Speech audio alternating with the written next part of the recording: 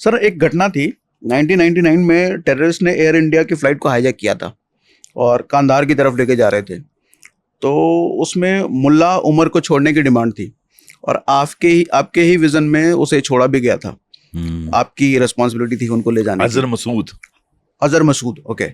तो मैं ये जानना चाहता हूँ कि जब इतनी बड़ी रिस्पॉन्सिबिलिटी किसी ऑफिसर के सर पर होती है तो माइंडसेट क्या होता है, कैसा चल रहा होता है, प्रेशर किस तरह का होता है? ये बात सही है, आपने काफ़ी रिसर्च की है।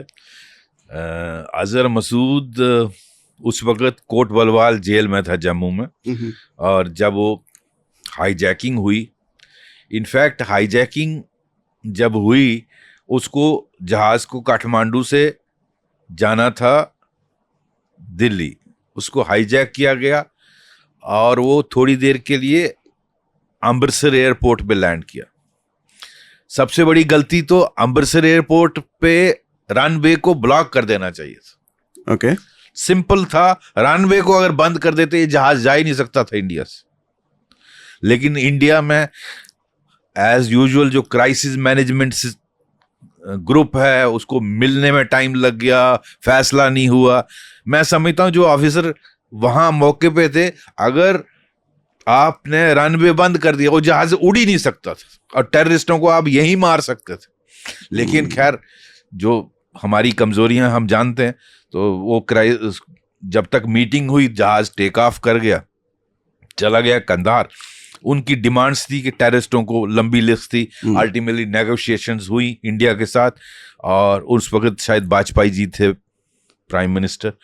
तो अल्टीमेटली फैसला हुआ कि 3 बड़े टेररिस्टों को छोड़ा जाएगा। उसमें अजहर मसूद, जो जैश ए मोहम्मद का चीफ है, okay. जिसने जैश ए मोहम्मद बनाई, वो पकड़ा गया था। और ऐसे लोगों को हम तो पकड़ते नहीं है, वो एक्चुअली गलती से पकड़ा गया, क्योंकि इतने बड़े टेररिस्ट को तो जिंदा पकड़ना ही बेवकूफ़ी थी।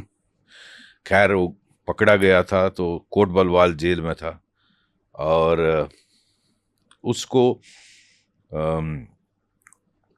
छोड़ने की जब था फैसला हुआ, तो मुझे उस वक़्त के जो पुलिस चीफ थे उन्होंने बुलाया कि आप इसको लेके, स्पेशल प्लेन दिल्ली से आ रहा है, उनको हैंड ओवर करिए। तो वहाँ से कोट बलवाल जेल से 15 किलोमीटर में वहाँ गया, तो उसको निकाला जेल से। तो उसका मुंह बंद करने के लिए मैंने किसी कांस्टेबल को कहा, तो वो बड़ा, अजहर मसूद बहुत, आप जानते हैं किस टाइप का आदमी, तो वो रेसिस्ट कर रहा था। लेकिन मैंने कहा इसकी ऐसी की तैसी, इसको बंद करिए। उसको मंकी कैप बनाई, हाथ बांधे और जिप्सी में पीछे डाला।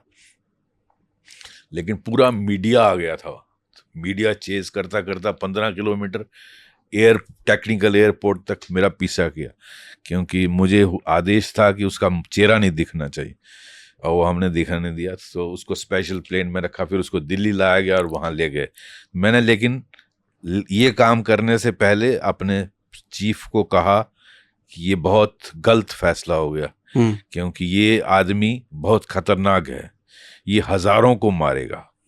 और वही हुआ। क्या हुआ था उसके बाद? उसने जाते ही जैश ए मोहम्मद बनाई, उसी ने पार्लियामेंट अटैक करवाया, उसी ने हजारों अटैक करवाए, उसी ने जेएन की असेंबली पे अटैक किया, जितने सुइसाइडल अटैक है उसने करवाए। उसकी वजह से, उसके यहाँ जाने की वजह से हजारों लोग मारे गए।